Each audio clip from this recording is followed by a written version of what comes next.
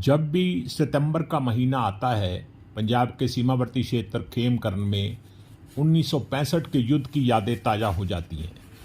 भारतीय सैनिकों ने खेमकरन में पाकिस्तान के पैटर्न टैंकों का कब्रिस्तान बना दिया था। इस कार्य में भारतीय ग्रेनेडियर अब्दुल हमीद अगरनीय थे, जिन्होंने पाकिस्तान के 8 टैंकों को मिट्टी में मिलाकर वीर गति प्राप्त की। उन्हें मरणोपरांत परमवीर चक्र से सम्मानित किया गया था। खेमकरन के आसल ओताड़ में अब्दुल हमीद की मज़ार पर हर साल शहीदों का मेला लगता है। जिस वक्त पाकिस्तान ने भारत पर हमला किया, अब्दुल हमीद अपने घर पर छुट्टियां मना रहे थे।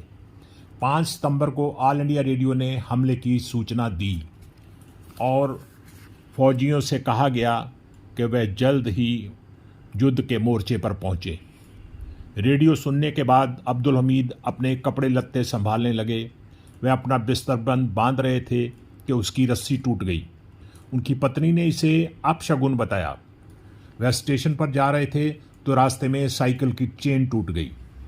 स्टेशन पहुंचे तो गाड़ी निकल चुकी थी, लेकिन वह घर लौटने की बजाय प्लेटफार्म पर बैठकर अगली ट्रेन का इंतज़ार करने लगे। दरअसल उनके दिलो दिमाग पर देश पर मर मिटने का जुनून सवार था।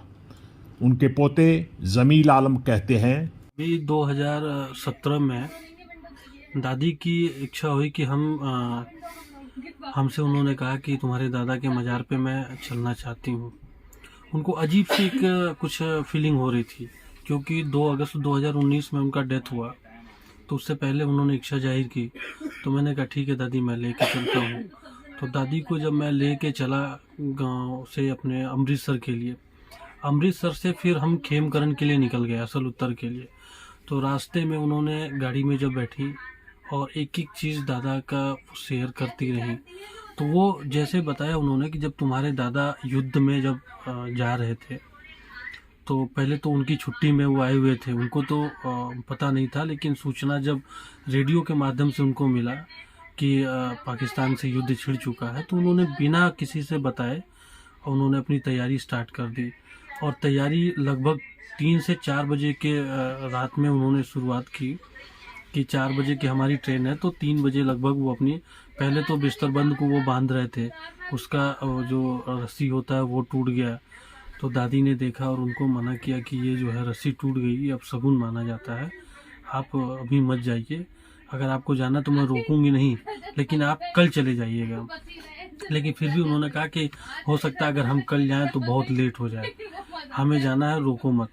फिर उसके बाद घर से जब वो निकले, उनके साथ दादाजी के फादर थे और उनके दोस्त बच्चा सिंह जो उनके जिगरी दोस्त थे, वो दोनों लोग फिर साथ में उनको छोड़ने के लिए स्टेशन जा रहे थे। तभी साइकिल का चैन भी टूट गया।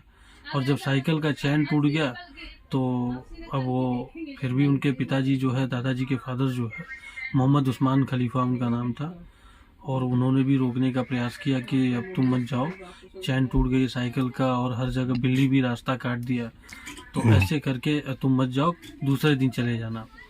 लेकिन उन्होंने किसी की बात नहीं सुनी और वो निकल पड़े। फिर उसके बाद उन्होंने जब स्टेशन पे पहुंचे तो स्टेशन पे पहली ट्रेन जो थी उनकी 4 बजे की, वो तो छूट चुकी थी।